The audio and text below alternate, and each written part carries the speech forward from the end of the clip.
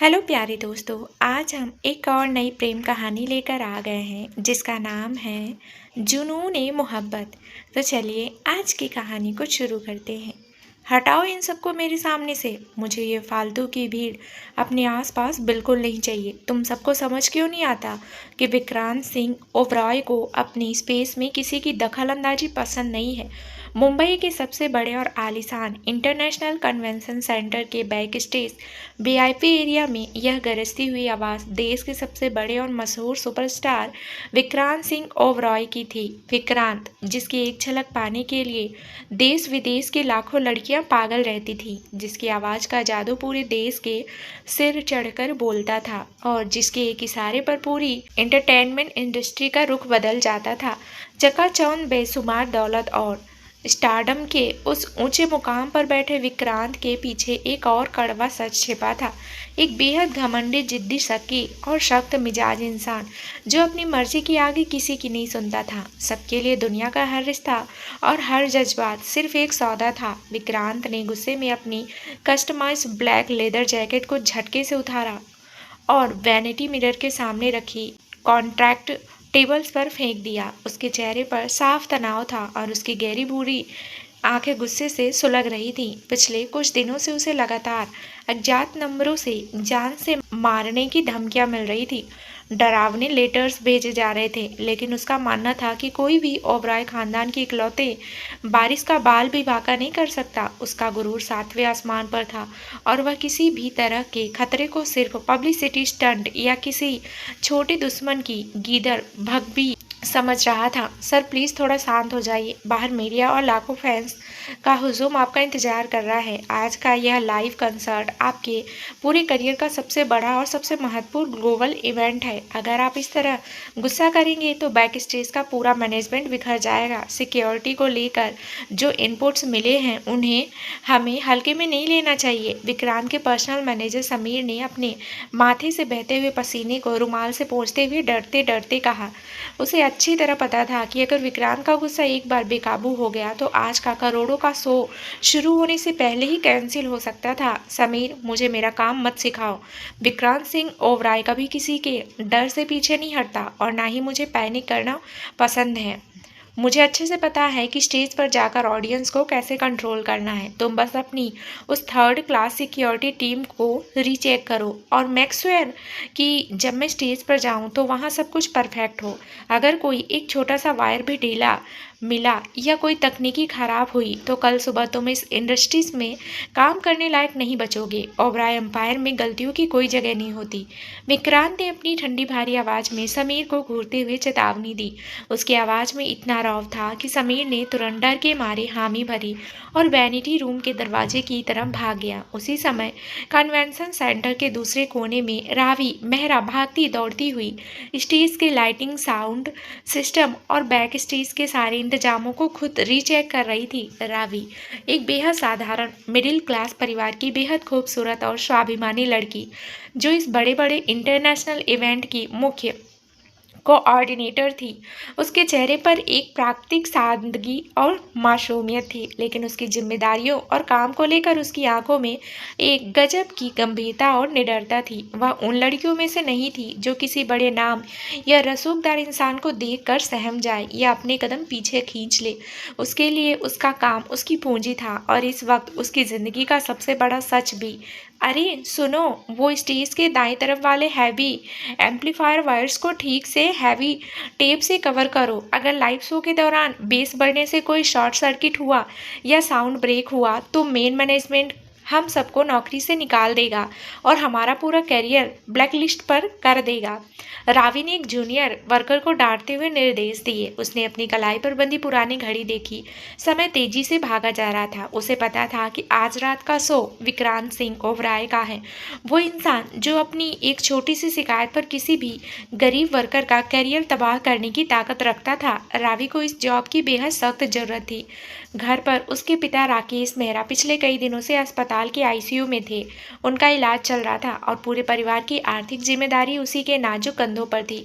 वह किसी भी कीमत पर अपनी इस नौकरी को खोना अफोर्ड नहीं कर सकती थी। रावी स्टेज के सेंटर में जाकर हर एक लाइट पिक्चर को चेक कर रही थी। तभी अचानक उसकी बारीक नजरें स्टेज के ठीक ऊपर लटक रहे एक विशाल भारी भरकम सैंडलियर कांच के झूमर पर पड़ी। वो झूमर कोई आम झूमर नहीं था, बल्कि एक कॉन्सर्ट की थीम का मुख्य हिस्सा था, जिसे कई 100 किलो वजनी लोहे और क्रिस्टल से बनाया गया था।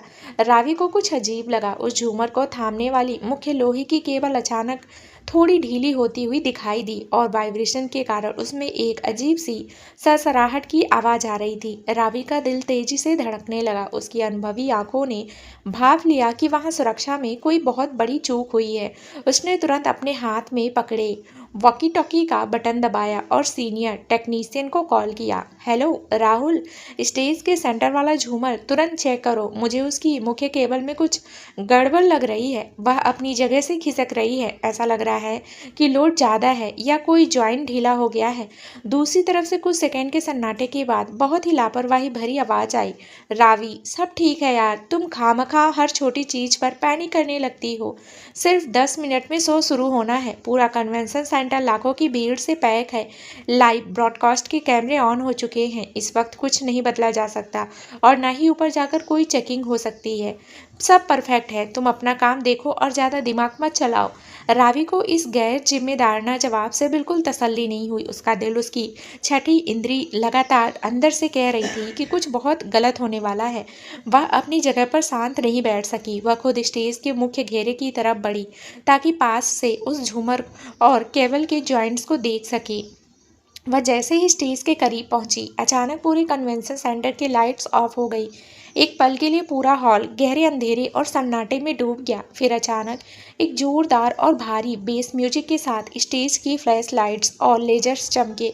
हजारों लाखों फैंस की चीखे तालियां और विक्रांत का नाम पूरे हॉल में गूंज उठा। विक्रांत सिंह ओबराय ने हाथ में चमकीला माइक लिए स्टेज पर धमाकेदार एंट्री की थी। उसकी चाल में एक अलग ही स्वैग, एटीट्यूड और गुरूर था। उसने गाना शुरू किया और पूरा हॉल उसकी आवाज़ के जादू में पूरी तरह मदहोश हो गया। लड़कियां उसके नाम के पोस्टर लेकर चिल्ला रही थी। पूरा माहौल विक्रांत के रंग में रंग चुका था। रावी स्टेज के ठीक पीछे भारी कर्टेन के पास खड़ी होकर विक्रांत को देख रही थी। नो डाउट वो एक कमाल का परफॉर्मर था। उसकी आवाज़ में एक अजीब सी कशिश थी जो किसी को भी अपने वश में कर ले।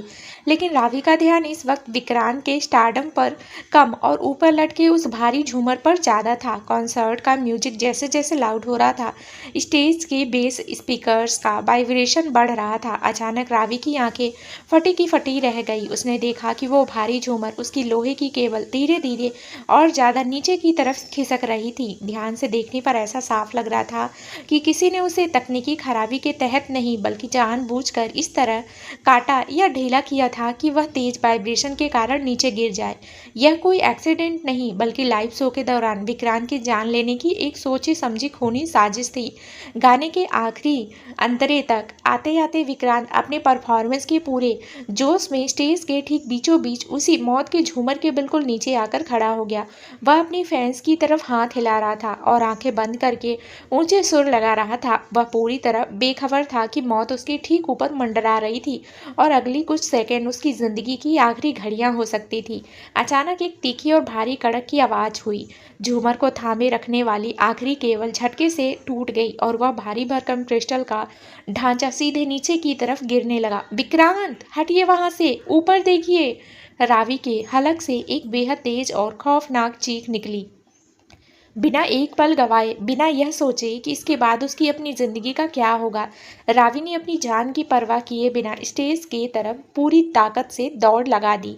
विक्रांत ने अचानक स्टेज बैक से किसी लड़की को अपनी तरफ भागते आते देख मुड़कर देखा। उसे समझ नहीं आया कि यह मामूली लड़की उस पर इस तरह क्यों चिल्ला रही है और उसकी तरफ क्यों झपट रही है। उसका सुपरस्टार का ईगो और घमंड उसे अपनी जगह से हिलने की इजाज़त नहीं दे रहा था। वह उसे सिर्फ कोई क्रेजी फैन या ध्यान खींचने वाली लड़की समझ रहा था। इससे पहले कि विक्रांत को समझ पाता, अपनी जगह से एक इंच भी हिल पाता, वहां तैनात सिक्योरिटी गार्ड्स हरकत में आते। रावी ने स्टेज पर छलांग लगाई और अपनी पूरी ताकत बटोर कर विक्रांत के सीने पर दोनों हाथ रखकर उसे पीछे की तरफ धक्का दे दिया। रावी का धक्का इतना जोरदार था कि विक्रांत का संतुलन बिगड़ गया और दोनों स्टेज के पक्के फर्श पर दूर जाकर गिरे। और ठीक उसी माइक्रो सेकेंड वो भारी भरकम लोहे और कांच का झूमर एक भयानक और बहरे कर देने वाले धमाके के साथ सीधे उसी जगह पर आ गिरा जहां एक सेकंड पहले विक्रांत ओबराय खड़ा था। कांच के हजारों नुकीले टुकड़े हवा में बिखर गए। स्टेज की लाइट्स टूटकर चिंगारियां छोड़ने लगी और पूरा सेट मलबे में बदल गया। पूरे हॉल में भयंकर भगदड़ मच गई। फैंस चीखने चिल्लाने लगे और चारों तरफ धुआं और सन्नाटा पसर गया। पर्सनल सिक्योरिटी गार्ड्स, बाउंसर और समीर तुरंत हथियारों के साथ स्टेज की तरफ दौड़े। विक्रांत फर्श पर पड़ा हुआ था। उसका पूरा शरीर इस भयानक शॉक के कारण कांप रहा था। उसका दिल इतनी तेजी से धड़क रहा था मानो छाती चीरकर बाहर आ जाएगा। उसने अपनी दाहिनी तरफ देखा। रावी भी फर्श पर पड़ी हाँफ रही थी। धक्का देने और फर्श पर बुरी तरह गिरने की वजह से उसकी नाजुक कोहनी और घुटने में खून बह रहा था और उसके चेहरे पर सेट की धूल जमी हुई थी। वह दर्द से अपनी आंखें बंद कर रही थी। विक्रांत को धीरे धीरे एहसास हुआ कि अगर वह लड़की ठीक उसी सेकंड अपनी जान पर खेलकर उसे धक्का नहीं देती तो आज उसकी वजूद उस भारी झूमर के नीचे हमेशा के लिए कुचल चुका होता। वह जिंदा नहीं बचता। समीर और सिक्योरिटी हेड ने तुरंत आगे बढ़कर विक्रांत को सहारा देकर उठाया। सर आप ठीक तो है ना? कहीं गहरी चोट तो नहीं लगी? एम्बुलेंस बुलाएं, डॉक्टर को इन्फॉर्म करें। विक्रांत खड़ा हुआ। उसने एक गहरी सांस ली और अपने महंगे कपड़ों को झटके से झाड़ा। मौत के इतने करीब से गुजरने के बाद भी उसका घमंड, उसका ईगो और उसका शक्की दिमाग तुरंत एक्टिव हो गया। उसने नीचे फर्श पर दर्द से कराहती हुई रावी को देखा, जिसकी आंखों में अभी भी उस खौफनाक मंजर का डर साफ दिखाई दे रहा था। वह अपनी जख्मी कलाई को पकड़कर उठने की कोशिश कर रही थी। विक्रांत के चेहरे पर उस लड़की के लिए कोई हमदर्दी, कोई इंसानियत या शुक्रिया का भाव नहीं आया। इसके बजाय उसके शक्की दिमाग ने तुरंत एक बहुत ही घिनौनी थ्योरी बना ली। पिछले कई दिनों से मिल रही धमकियाँ, फिर अचानक लाइव कंसर्ट में झूमर का इस तरह टूटना और बैक स्टेज की एक मामूली कोऑर्डिनेटर का ठीक उसी वक्त सुपर वुमन बनकर स्टेज पर आना और उसे बचाना। विक्रांत को लगा कि यह सब कोई इत्तेफाक नहीं हो सकता। उसे लगा कि यह हमला और इस लड़की का इस तरह मसीहा बनकर सामने आना, उसकी गुड बुक्स में आने, मुड़िया का ध्यान खींचने, यह ओबराय खानदान से कोई मोटी रकम ऐंठने की एक बहुत बड़ी और सोची समझी साजिश है। हो सकता है कि यह लड़की खुद उन हमलावारों के साथ मिली हो और सिर्फ नाटक कर रही हो। उसने भारी कदमों से रावी की तरफ कदम बढ़ाए। रावी अभी संभल कर उठने की कोशिश कर रही थी कि अचानक विक्रांत ने नीचे झुककर उसकी जख्मी और नाजुक कलाई को बेहद मजबूती और बेरहमी से दबोच लिया। उसकी अंगुलियों की पकड़ इतनी सख्त थी कि रावी के गोरे हाथ पर नीले निशान पड़ने लगे और उसका घाव दोबारा हरा हो गया। रावी दर्द से तड़प उठी। उसने विक्रांत की आंखों में देखा और कहा, छोड़िए, आप ये क्या कर रहे हैं? मुझे दर्द हो रहा है। मैं आपकी जान बचा रही थी। विक्रांत ने रावी को झटके से अपनी तरफ खींचा, जिससे वह सीधे उसके चौड़े सीने से जा टकराई। उसने अपनी बेहद कड़वी, ठंडी और हिंसक आवाज में रावी के कान के बिल्कुल पास झुककर कहा, नाटक बंद करो। अपनी यह मासूमियत का मुखौटा मेरे सामने से हटाओ। रावी मेहरा, सच सच बताओ, किसने भेजा है तुम्हें ये झूमर गिराने की प्लानिंग और फिर एंड वक्त पर हीरोइन बनकर मुझे बचाना, इस पूरे खूनी ड्रामे को रचने के लिए और विक्रांत सिंह ओबरॉय की जिंदगी और इस ओबराय मैंसन के करीब आने के लिए तुम्हें किसने कितने पैसे दिए? सच उगल दो, वरना तुम्हारी जिंदगी और तुम्हारा ये छोटा सा करियर इसी ब्लैक स्टेज के अंधेरे में हमेशा के लिए खत्म कर दूंगा। रावी विक्रांत के इन शब्दों को सुनकर पूरी तरह स्तब्ध रह गई। उसकी आंखें फटे की फटी रह गई और उसका दिल टूट कर बिखर गया। उसने अपनी जान दांव पर लगाकर जिस इंसान को मौत के मुंह से बाहर निकाला था, वो स्वार्थी, अंधा और घमंडी सुपरस्टार, उस पर ही खूनी खेल की साजिश रचने का हमलावरों से मिली होने का इतना घिनौना और नीच इल्जाम लगा रहा था। रावी ने अपने अंदर के डर और बेबसी को झटके से दूर किया। उसकी आंखों में आंसू थे, लेकिन उन आंसुओं के पीछे उसका सोया हुआ आत्मसम्मान और गुस्सा साफ झलक रहा था। उसने अपनी पूरी ताकत बटोरकर विक्रांत के हाथ को पीछे धकेला और उसकी आंखों में सीधे देखते हुए बेहद कड़क और बेबाक आवाज में कहा, अपनी दौलत और इस झूठे स्टारडम के घमंड में इतने अंधे मत बनिए मिस्टर विक्रांत सिंह ओबराय। हर इंसान बिकाऊ नहीं होता और ना ही हर कोई आपकी इस चकाचौंध के पीछे पागल है। मैंने सिर्फ एक इंसानियत के नाते आपकी जान बचाई, क्योंकि मैं वहाँ खड़ी थी और मेरी आंखों के सामने किसी की मौत हो रही थी। अगर मुझे पहले से पता होता कि आप इतने गिरे हुए, घटिया सोच के और एहसान फरामोश इंसान हैं तो मैं वहाँ से हट जाती और उस झूमर को अपना काम करने देती। मुझे आपके किसी पैसे, किसी फेम या किसी स्टारडम की ज़रूरत नहीं है। दूर रहिए मुझसे और दोबारा अपना ये गंदा हाथ मुझ पर उठाने की हिम्मत मत करना। विक्रांत रावी के मुंह से अपने लिए ऐसे तीखे, बेबाक और कड़वे शब्द सुनकर दंग रह गया। आज तक पूरे देश में किसी भी लड़की, किसी भी बड़े प्रोड्यूसर या किसी भी बड़े से बड़े बिजनेसमैन की यह हिम्मत नहीं हुई थी जो विक्रांत सिंह ओबरॉय के सामने इस लहजे में बात कर सके या उसकी आंखों में आंखें डालकर उसे उसकी असली औकात बता सके। रावी के इस तेवर ने विक्रांत के ईगो को बुरी तरह चोट पहुंचाई थी। वह गुस्से से कांपने लगा। दोनों की नजरें एक दूसरे से टकरा रही थी। एक तरफ विक्रांत की आंखों में सुलगती हुई नफरत, शक और अपने स्टारडम की असीम गुरूर था, तो दूसरी तरफ रावी की आंखों में अपनी बेगुनाही और एक मिडिल क्लास लड़की का कभी ना टूटने वाला स्वाभिमान था। पूरा बैक स्टेज स्टाफ, समीर और सिक्योरिटी गार्ड्स उन दोनों को इस तरह आमने सामने खड़ा देख सन्न थे। किसी की भी बीच में बोलने की हिम्मत नहीं हो रही थी। तभी समीर ने बीच में आकर माहौल को संभालने की कोशिश की। सर, पुलिस और मीडिया बाहर आ चुकी है, हमें यहाँ से तुरंत निकलना होगा। इस लड़की का क्या करना है यह हम बाद में तय कर लेंगे। अभी आपका यहाँ रहना सेफ नहीं है। विक्रांत ने रावी की कलाई को एक आखिरी झटका देकर छोड़ दिया, लेकिन उसकी नजरें अभी भी रावी के चेहरे पर टिकी थी। उसने बिना कुछ कहे अपनी लेदर जैकेट उठाई और लंबे डग भरता हुआ अपनी बुलेट प्रूफ गाड़ी की तरफ बढ़ गया। लेकिन उसके दिमाग में रावी का वो निडर चेहरा और उसकी कही बातें हथौड़े की तरह बार बार गूंज रही थी। उसने मन ही मन तय कर लिया था कि वह इस लड़की को इतनी आसानी से नहीं छोड़ेगा। इधर रावी स्टेज के कोने में बैठकर अपनी बहती हुई कोहनी को अपने दुपट्टे से बांध रही थी। उसका शरीर दर्द से टूट रहा था, लेकिन उससे ज्यादा दर्द उसके स्वाभिमान को हुआ था। वह नहीं जानती थी कि आज रात की यह खूनी मुलाकात और विक्रांत का यह शकुन दोनों की जिंदगी को एक ऐसे रास्ते पर ले जाने वाला था जहां से वापसी का कोई रास्ता नहीं था। तभी पुलिस की गाड़ियों के सायरन की आवाज बैक स्टेज एरिया में गूंजने लगी और कई पुलिस ऑफिसर स्टेज की तरफ बढ़ने लगे। कन्वेंशन सेंटर के ठीक बाहर की हवा अभी भी बारूद, जले हुए तारों के धुएं और टूटे हुए शीशों की तीखी गंध से भरी हुई थी। लाइव कंसर्ट का वो आलीशान स्टेज जो कुछ मिनट पहले तक देश के सबसे बड़े सुपरस्टार विक्रांत सिंह ओबरॉय की चकाचौंध से चमक रहा था, अब एक डरावने मलबे में बदल चुका था।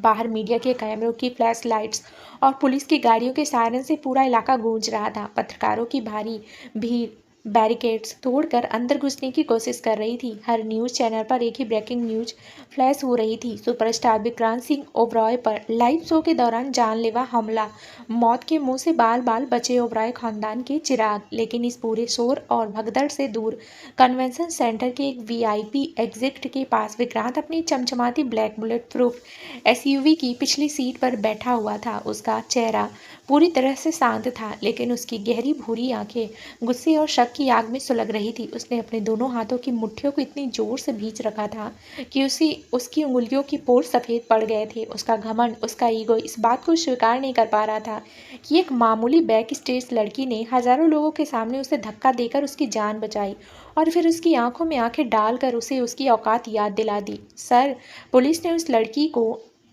डिटेन कर लिया है।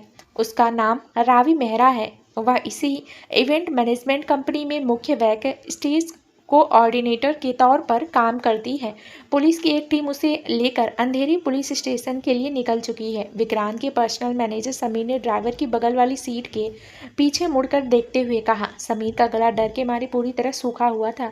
उसने आज तक विक्रांत को इतने ठंडे और खौफनाक गुस्से में कभी नहीं देखा था। विक्रांत ने अपनी पलकें झुकाई और उसकी आवाज में एक अजीब सी बर्फीली ठंडक थी। समीर, वह सिर्फ एक मामूली कोऑर्डिनेटर नहीं हो सकती। कोई भी आम लड़की मौत को अपने इतने करीब देखकर इस तरह बिना डरे स्टेज पर नहीं कूदती। उस भारी झूमर का गिरना और उस लड़की का ठीक उसी माइक्रो सेकेंड में मुझे धक्का देना, यह बहुत ही परफेक्ट टाइमिंग थी, जैसे किसी ने पूरी फिल्म की स्क्रिप्ट पहले से लिख रखी हो और वो लड़की सिर्फ अपना रोल प्ले कर रही थी। मुझे उस लड़की के मुंह से सच चाहिए।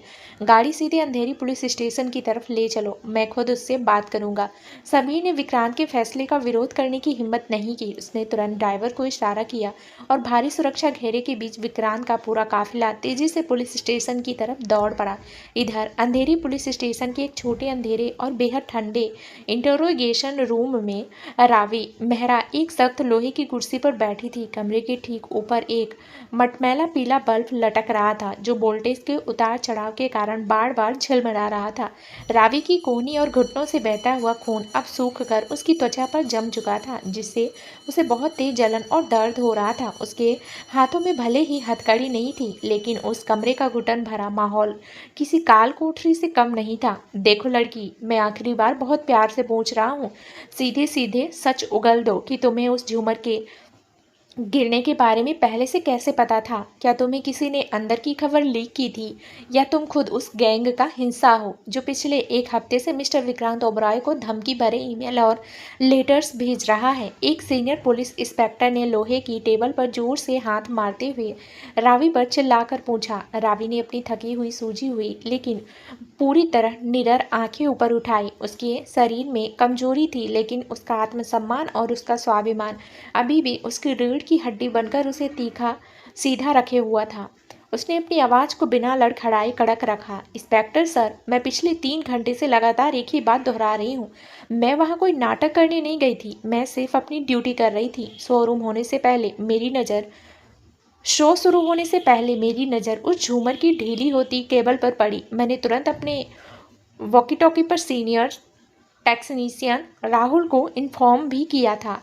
आप चाहें तो वॉक टॉकी के वायरलेस रिकॉर्ड्स और राहुल का बयान ले सकते हैं। मैंने अपनी जान दांव पर लगाकर उस घमंडी इंसान की जान बचाई, और आप लोग मुझे ही एक मुजरिम की तरह यहाँ बिठाकर प्रताड़ित कर रहे हैं।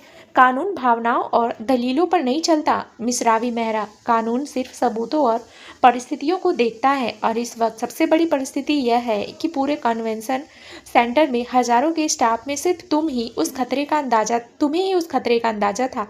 तुम्हारी टाइमिंग बहुत संदेहास्पद है। इंस्पेक्टर ने उसे दोबारा डराने की कोशिश की। तभी अचानक उस छोटे से कमरे का भारी लोहे का दरवाजा एक बहुत बड़े झटके के साथ खुला। दरवाजे के छरवराने की आवाज़ के साथ ही पूरे कमरे में एक अजीब सा खौफनाक सन्नाटा छा गया। कमरे के अंदर मौजूद इंस्पेक्टर और बाकी के कांस्टेबल तुरंत सीधे खड़े हो गए और उन्होंने आने वाले शख्स को सैल्यूट किया। दरवाजे की चौखट पर देश का सबसे बड़ा सुपरस्टार विक्रम सिंह ओबराय खड़ा था। उसकी महंगी ब्लैक शर्ट पर अभी भी स्टेज के मलबे की धूल लगी थी और उसके माथे पर गुस्से की नसें साफ उभर रही थी। उसका पूरा वजूद इस वक्त नफरत, अहंकार और गुस्से से भरा हुआ था। उसके पीछे उसका मैनेजर समीर और 2 भारी भरकम पर्सनल बॉडीगार्ड खड़े थे जो किसी यमदूत की तरह लग रहे थे। आप सब बाहर जाइए, मुझे इस लड़की से बिल्कुल अकेले में बात करनी है। जब तक मैं अंदर हूँ कोई भी अंदर आने की हिमाकत नहीं करेगा। विक्रांत की ठंडी, भारी और कड़क आवाज़ कमरे की सीलन भरी दीवारों से टकरा कर गूंजी। लेकिन मिस्टर ओबरॉय, कानूनन हम किसी सिविलियन या सस्पेक्ट को इस तरह अकेले में, इंस्पेक्टर ने कानून की दुहाई देनी चाहिए। मैंने कहा बाहर जाइए। विक्रांत ने अपनी आंखें सिकोड़ते हुए इंस्पेक्टर को देखा। उस एक नज़र में इतनी पावर, रसूख और खुली धमकी थी कि इंस्पेक्टर ने तुरंत अपने कदम पीछे खींच लिए। सभी पुलिस वाले चुपचाप कमरे से बाहर चले गए और भारी लोहे का दरवाज़ा बाहर से बंद हो गया। अब उस छोटे घुटन भरे कमरे में सिर्फ 2 लोग थे, देश का सबसे अमीर और घमंडी सुपरस्टार विक्रांत सिंह ओबराय और अपने जमीर पर जीने वाली एक मिडिल क्लास परिवार की लड़की रावी मेहरा। विक्रांत धीरे धीरे अपनी भारी चाल के साथ रावी की लोहे की कुर्सी के पास आया। उसके जूतों की आवाज़ उस सन्नाटे में रावी के दिल की धड़कनों को बढ़ा रही थी। वह रावी के ठीक सामने आकर रुका, टेबल पर अपने दोनों हाथ टिकाए और नीचे झुक रावी के चेहरे के बिल्कुल करीब आ गया। दोनों के बीच सिर्फ कुछ इंच का फासला था और रावी को विक्रांत की आंखों में अपने लिए साफ नफरत दिखाई दे रही थी। तो मिस रावी मेहरा, पुलिस के सामने मासूम बनने का बहुत अच्छा नाटक कर रही हो। ये मासूमियत का मुखौटा पहनकर आंखों में डर दिखाने की कला कहाँ से सीखी है?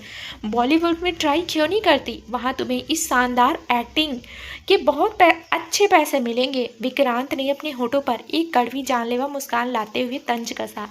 रावी ने अपनी नजर विक्रांत की आंखों में गड़ा दी। वह इस आलिशान स्टार की रसूख से एक पल के लिए भी नहीं डरी। मिस्टर विक्रांत सिंह ओबरॉय, आपको क्या लगता है कि आपके पास बेहिसाब दौलत और करोड़ों फैंस हैं तो आप दुनिया के हर इंसान को अपने पैरों की जूती समझेंगे?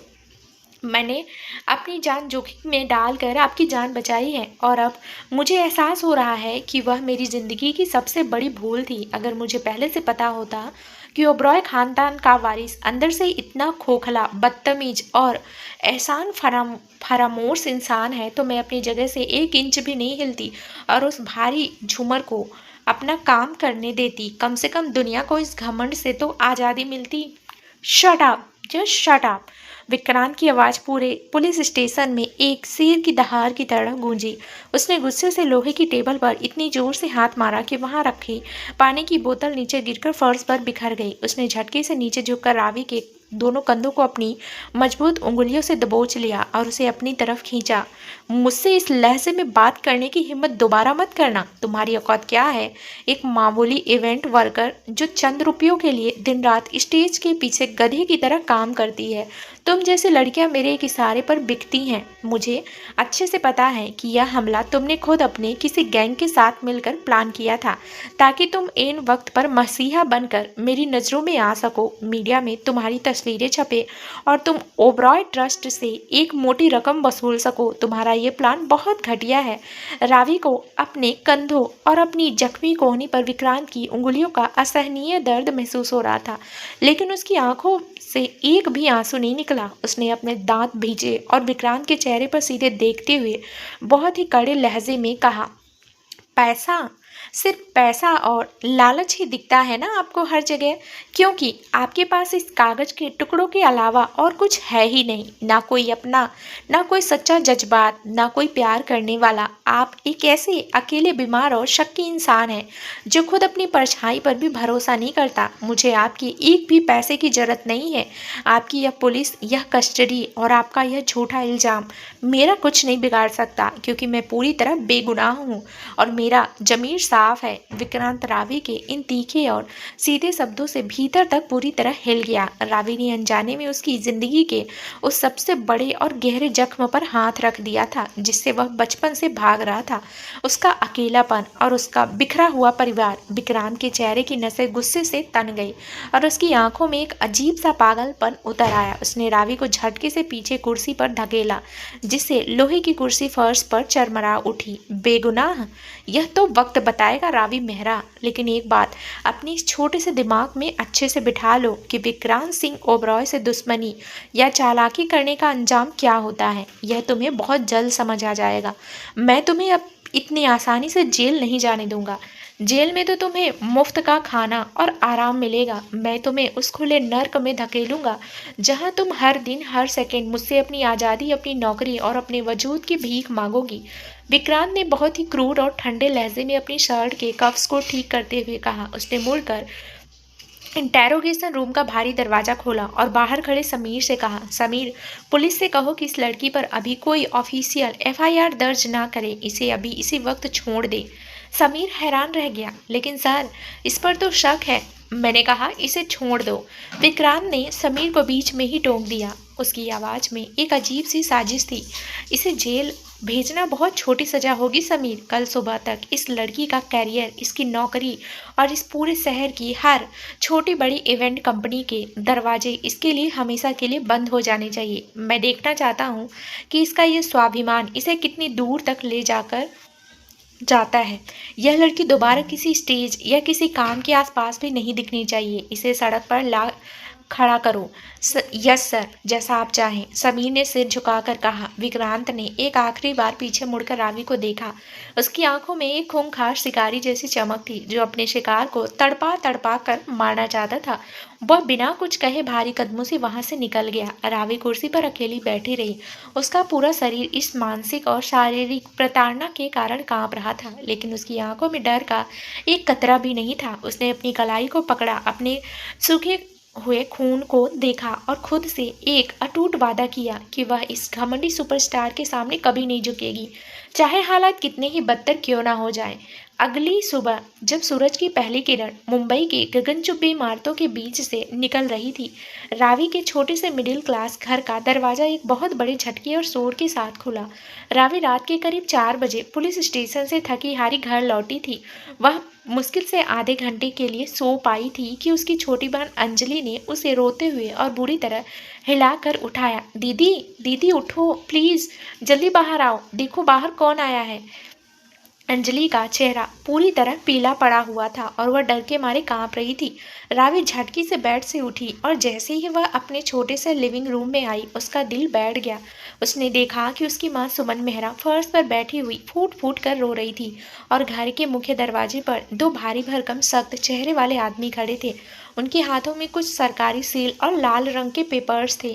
क्या बात है, आप लोग कौन हैं और सुबह सुबह हमारे घर में इस तरह बिना इजाज़त क्यों घुस आए? रावी ने आगे बढ़कर अपनी माँ को संभालते हुए कड़क आवाज में पूछा। मिस रावी मेहरा, हम सिटी बैंक के रिकवरी और लीगल डिपार्टमेंट से आए हैं। आपके पिता राकेश मेहरा ने इस घर के कागजात पर जो लोन लिया था उसकी पिछली 6 किस्तें जमा नहीं हुई है। बैंक ने इस घर को तुरंत सील करने और कुर्की का ऑर्डर जारी कर दिया है। आपके पास अपनी चीज़ें समेटने के लिए सिर्फ 24 घंटे हैं। या तो कल सुबह तक पूरे 7 लाख रुपए का बकाया ब्याज सहित जमा करो, वरना कल सुबह इस घर पर सरकारी ताला लग जाएगा। उन आदमियों में से एक ने बिना किसी हमदर्दी के वो सख्त नोटिस रावी के हाथ में थमा दिया। रावी का दिमाग पूरी तरह सन्न रह गया। 7 लाख रुपए, इतनी बड़ी रकम का इंतजाम वह 24 घंटे में कैसे कर सकती थी? उसने अपनी माँ की तरफ देखा जो रोते रोते बेहाल हो चुकी थी और उनके हाथ कांप रहे थे। रावी बेटा, अब क्या होगा? तेरे पापा अस्पताल में आईसीयू में हैं। डॉक्टर कह रहे हैं कि उनके दिल का ऑपरेशन तुरंत करना होगा, वरना वो आज की रात भी नहीं निकाल पाएंगे। अस्पताल का खर्च अलग से लाखों में है और अब यह घर भी छिन रहा है। हम अपनी बीमार पापा को लेकर कहाँ जाएंगे? सुमन ने रावी का हाथ पकड़कर रोते हुए अपनी बेबसी जाहिर की। रावी ने अपने आंसुओं को बहुत मुश्किल से अपनी आंखों के अंदर ही दबा लिया। उसे पल भर में सबको समझ आ गया कि यह सब इतनी अचानक और इसी वक्त क्यों हो रहा है। बैंक का लोन भले ही पुराना था, लेकिन ठीक आज ही के दिन रिकवरी टीम का इस तरह आना कोई इत्तेफाक नहीं हो सकता।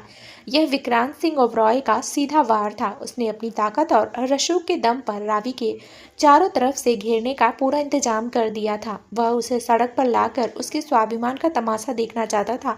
रावी ने तुरंत अपने फ़ोन को उठाया और अपनी इवेंट कंपनी के मैनेजर मिस्टर शर्मा को फ़ोन लगाया ताकि वह अपनी बची हुई सैलरी या कुछ एडवांस मांग सके। फ़ोन 2-3 बेल के बाद उठा, लेकिन शर्मा की आवाज़ में एक अजीब सा डर और घबराहट थी। हेलो शर्मा सर, मैं रावी बोल रही हूँ। सर, मुझे अपनी सैलरी का कुछ एडवांस चाहिए था। पापा की तबीयत बहुत ज़्यादा ख़राब है और घर पर भी। रावी, मेरी बात सुनो और दोबारा मुझे या कंपनी में किसी को भी फ़ोन मत करना। शर्मा ने फुसफुसाते हुए बहुत ही डर के साए में कहा। मुझे ऊपर से बहुत सख्त और सीधे ऑर्डर्स मिले हैं। तुम्हें कंपनी से तुरंत टर्मिनेट कर दिया गया है और सिर्फ हमारी कंपनी नहीं, पूरे मुंबई इवेंट एसोसिएशन ने तुम्हें हमेशा के लिए ब्लैकलिस्ट कर दिया है। तुमने मिस्टर विक्रांत ओबरॉय से पंगा लेकर बहुत बड़ी गलती की है रावी। वह इस इंडस्ट्रीज के भगवान है। अब कोई भी तुम्हें इस पूरे शहर में पानी पिलाने के लिए भी नौकरी पर नहीं रखेगा। प्लीज़ मेरा फ़ोन रखो और मुझे किसी मुसीबत में मत डालो। शर्मा ने बिना रावी की कोई दलील या बात सुने झटके से फ़ोन काट दिया। रावी के हाथ से फ़ोन छूटकर फर्श पर गिर गया। उसका पूरा कैरियर, उसकी नौकरी, उसका घर और उसके पिता की आखिरी सांसें, सब कुछ एक ही पल में बिखर चुका था। विक्रांत ने अपनी असीम ताकत के दम पर उसे पूरी तरह से लाचार और बेबस कर दिया था। दीदी, अब हम क्या करेंगे? पापा को कैसे बचाएंगे? अंजलि ने रोते हुए रावी का कंधा पकड़ा। रावी ने अपनी आंखें बंद की। उसके सामने वेंटिलेटर पर लेटे उसके पिता का वो कमजोर चेहरा आ गया, जिन्होंने अपनी पूरी जिंदगी ईमानदारी से जी थी और अपनी बेटियों को कभी झुकना नहीं सिखाया था। रावी अपने पिता को इस तरह पैसों की कमी के कारण अपनी आंखों के सामने मरते हुए नहीं देख सकती थी। अगर विक्रांत को लगता था कि वह रावी को सड़क पर लाकर उसे तोड़ देगा, तो वह बहुत बड़ी गलतफहमी में था। रावी मेहरा एक फाइटर थी। अगर विक्रांत ने उसके आगे बढ़ने के सारे रास्ते बंद कर दिए थे, तो वह खुद ओबराय मैंसन के अंदर घुसकर अपना रास्ता बनाने की हिम्मत रखती थी।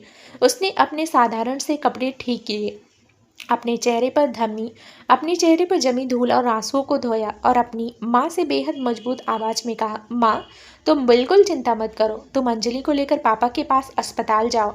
डॉक्टर से कहो कि ऑपरेशन की तैयारी करें। मैं पैसों का इंतजाम करके सीधे अस्पताल पहुंचती हूँ। लेकिन रावी, इतने सारे पैसे कहाँ से आएंगे? अब तो कोई नौकरी भी नहीं है, माँ ने रोते हुए पूछा। मैं लेकर आऊंगी माँ, चाहे मुझे इसके लिए मौत के मुंह में ही क्यों ना जाना पड़े।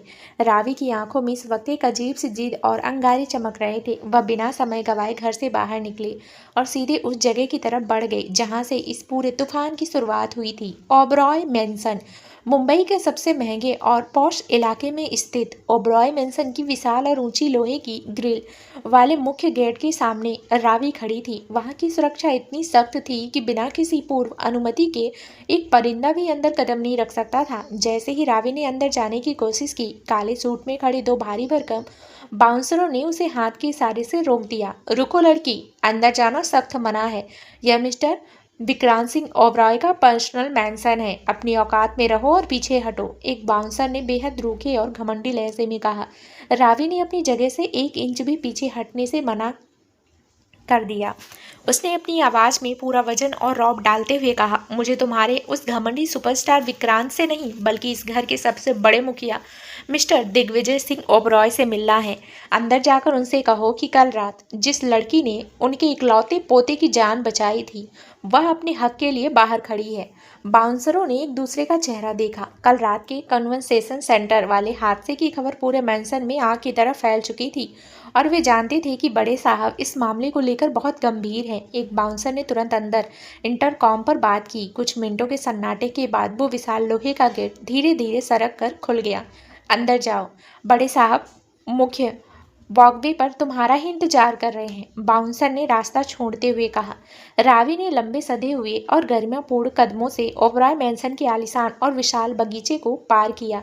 चारों तरफ मखमली हरे घास, महंगे विदेशी फव्वारे और कीमती पौधे लगे थे जो ओबरॉय खानदान की बेहिसाब रईसी को बयां कर रहे थे। लेकिन रावी का ध्यान इन सब भौतिक चीज़ों पर बिल्कुल नहीं था। उसकी नजरें सीधे सामने बनी विशाल सफ़ेद मैंसन की मुख्य संगमरमर की सीढ़ियों पर थी, जहां एक बुजुर्ग इंसान सफ़ेद कुर्ता पैजामा पहने और हाथ में नक्काशीदार सोने की छड़ी लिए खड़ा था। वह ओबरॉय साम्राज्य के असली मालिक दिग्विजय सिंह ओबरॉय थे। दिग्विजय सिंह ने रावी को ऊपर से नीचे तक बहुत ही बारीक नज़रों से देखा। एक बेहद साधारण सी कुर्ती और जीन्स पहने, बिना किसी मेकअप के, लेकिन आंखों में असीम आत्मसम्मान और बिना किसी डर के खड़ी यह लड़की उन्हें पहली ही नज़र में भा गई थी। उन्होंने अपनी पूरी जिंदगी में कई बड़े बड़े चालाक बिजनेसमैन, राजनेता और अभिनेताओं को देखा था, लेकिन इस लड़की की आंखों में जो सच्चाई, खुददारी और निडरता थी, वह आज के दौर में बहुत कम लोगों में होती है। तो तुम ही हो रावी मेहरा। कल रात तुमने जो किया उसके लिए पूरा ओबरॉय खानदान तुम्हारा कर्जदार है। तुमने अपनी जान दांव पर लगाकर मेरे पोते की रक्षा की है। दिग्विजय सिंह ने अपनी भारी गंभीर और रोबीली आवाज में सीढ़ियों से नीचे उतरते हुए कहा, मुझे आपका कोई कर्ज या कोई एहसान नहीं चाहिए मिस्टर ओबरॉय। मैं यहाँ कोई इनाम या भीख मांगने नहीं आई हूँ। मैं यहाँ सिर्फ इंसाफ और अपनी नौकरी के हक के लिए आई हूँ। रावी ने सीढ़ियों के नीचे खड़े होकर सीधे दिग्विजय सिंह की आंखों में देखते हुए बिना किसी झिझक के कहा, हक? कैसा हक बेटा, और कैसा इंसाफ? दिग्विजय सिंह के चेहरे पर एक हल्की सी रहस्यमयी मुस्कान आई। उन्हें बहुत समय बाद कोई ऐसा मिला था जो उनके सामने इस तरह बिना डरे सीधे पॉइंट पर बात कर रहा था। आपके पोते विक्रांत सिंह ओबरॉय ने अपनी ताकत, पैसे और घमंड के दम पर मेरी नौकरी छीन ली है। मुझे पूरी एंटरटेनमेंट इंडस्ट्री से ब्लैकलिस्ट करवा दिया है ताकि मुझे कहीं पर काम ना मिले, और मेरे घर पर बैंक की रिकवरी टीम भेज दी है ताकि मेरा घर छिन जाए, सिर्फ इसलिए क्योंकि मैंने कल रात अपनी जान पर खेलकर उसकी जान बचाई और उसके सक्के दिमाग ने मुझ पर ही हमलावर होने का झूठा इल्ज़ाम लगा दिया। मेरे पापा इस वक्त अस्पताल के वेंटिलेटर पर हैं और अगर आज उनका ऑपरेशन नहीं हुआ तो वो नहीं बचेंगे। मुझे आज ही 10 लाख रुपए की सख्त ज़रूरत है। मैं कोई भीख नहीं मांग रही, मैं आपके यहाँ काम करने के लिए तैयार हूँ, किसी भी पोस्ट पर। मुझे मेरी नौकरी वापस चाहिए और मेरे पापा का इलाज। रावी ने एक ही सांस में अपने दिल का सारा गुबार और अपनी बेबसी रख दी। दिग्विजय सिंह रावी की यह बेबाक हिम्मत देखकर भीतर तक हैरान रह गए। जहाँ लोग उनके सामने आते ही कांपने लगते थे, वहाँ यह लड़की सीधे उनके पोते की करतूतों की शिकायत लेकर उनके घर की दहलीज तक आ गई थी। तभी दिग्विजय सिंह के तेज दिमाग में एक बहुत बहुत बड़ा और दूरदर्शी प्लान आया। पिछले कुछ दिनों से विक्रांत पर लगातार हमले हो रहे थे। इंटेलिजेंस रिपोर्ट्स के मुताबिक घर के अंदर ही उसकी सौतेली माँ कामनी और सौतेला भाई शौर्य उसकी जान और उसकी प्रॉपर्टी के पीछे पड़े थे। विक्रांत अपने शक्की मिजाज के कारण किसी पर भरोसा नहीं करता था और दिग्विजय सिंह को विक्रांत के साथ रहने के लिए एक ऐसे वफादार, निडर और जाबाज इंसान की जरूरत थी जो किसी भी कीमत पर बिक ना सके और हर वक्त विक्रांत के साथ साई की तरह रहे। और रावी मेहरा से बेहतर कोई दूसरा विकल्प हो ही नहीं सकता था। तुम्हारी बातें बहुत कड़वी और तीखी है रावी, लेकिन उनमें रत्ती भर भी झूठ नहीं है। विक्रांत का स्वभाव बहुत ही उग्र और शक्की है। वह हर किसी को शक की निगाहों से देखता है, लेकिन मैं तुम्हें एक ऐसा ऑफर देता हूँ जो तुम्हारी सारी मुश्किलें हमेशा के लिए खत्म कर देगा। दिग्विजय सिंह ने अपनी सोने की छड़ी को फर्श पर मजबूती से टिकाते हुए कहा, आपके पिता के इलाज का पूरा खर्च, आपके घर का पूरा बैंक लोन, सब कुछ आज इसी वक्त ओबराय ट्रस्ट की तरफ से चुका दिया जाएगा। आपके परिवार पर कभी कोई आंच नहीं आएगा। रावी की आंखें यह सुनकर चमक उठी, लेकिन वह एक समझदार लड़की थी। वह जानती थी कि अमीर लोग बिना किसी बड़े फायदे के इतना बड़ा सौदा नहीं करते। उसने अपनी आंखें सिकोड़ कर पूछा, और बदले में मुझे क्या करना होगा? आपकी क्या शर्त है? बदले में तुम्हें विक्रांत सिंह ओबराय की पर्सनल सिक्योरिटी कोऑर्डिनेटर और पीए बनकर 24 घंटे उसके साथ रहना होगा। तुम्हें ओबराय मैंसन के इसी सबसे ऊपरी फ्लोर पर बने विक्रांत के पर्सनल पेंट हाउस में शिफ्ट होना होगा। विक्रांत के खान पान, उसकी मीटिंग से लेकर उसकी हर एक मोमेंट पर सिर्फ तुम्हारी नज़र होनी चाहिए। तुम्हें उसे हर उस खूनी खतरे से बचाना होगा जो पर्दे के पीछे से उस पर आ रहा है। मुझे पता है कि विक्रांत तुम्हें बिल्कुल पसंद नहीं करता। वह तुम्हें तंग करने और इस घर से निकालने की पूरी कोशिश करेगा, लेकिन क्या तुम्हें इतनी हिम्मत है कि तुम उस सुपरस्टार के गुस्से का सामना कर सको और अपनी ड्यूटी पूरी तरह कर सको? दिग्विजय सिंह ने रावी के सामने एक बहुत बड़ी और खतरनाक चुनौती रख दी थी। रावी ने एक पल के लिए अपनी आंखें बंद की। विक्रांत जैसे बदतमीज और घमंडी इंसान के साथ एक ही छत के नीचे रहना, उसके हर दिन के गुस्से और नफरत को सहना किसी नर्क में रहने जैसा होने वाला था। लेकिन दूसरी तरफ उसके पिता की आखिरी सांसें, उसकी माँ के आंसू और उसके परिवार का वजूद था। उसके पास खोने के लिए कुछ नहीं था और पाने के लिए उसके पिता की जिंदगी थी। उसने अपनी आंखें खोली। उसकी आंखों में अब एक दृढ़ संकल्प था। मुझे आपकी यह शर्त मंजूर है मिस्टर ओबराय। मैं आज इसी वक्त से आपकी ड्यूटी ज्वाइन करने के लिए तैयार हूँ, लेकिन मेरे पापा के अस्पताल के सारे पेपर्स और घर की कुर्की के ऑर्डर्स आज ही क्लियर हो जाने चाहिए। वो सब अभी इसी वक्त हो जाएगा। दिग्विजय सिंह ने एक गहरी और संतुष्ट मुस्कान के साथ कहा और अपने पीछे खड़े समीर को तुरंत सारे पेपर्स तैयार करने का इशारा किया। उसी शाम जब आसमान में लालिमा छा रही थी, विक्रांत सिंह ओबराय अपने आलीशान पेंट हाउस के लिविंग रूम में सोफे पर बैठा कुछ जरूरी फाइल्स देख रहा था। तभी पेंट हाउस का मुख्य दरवाजा खुला और दिग्विजय सिंह अंदर दाखिल हुए। लेकिन जैसे ही विक्रांत की नज़र दिग्विजय सिंह के ठीक पीछे खड़े शख्स पर पड़ी, उसके हाथ से पेन छूटकर नीचे गिर गया और उसका पूरा चेहरा गुस्से के मारे लाल हो गया। दिग्विजय सिंह के पीछे रावी मेहरा खड़ी थी, जिसके हाथ में उसका एक छोटा सा पुराना बैग था। उसकी आंखों में वही पुरानी निडरता और स्वाभिमान साफ चमक रहा था। विक्रांत झटके से सोफे से उठ खड़ा हुआ।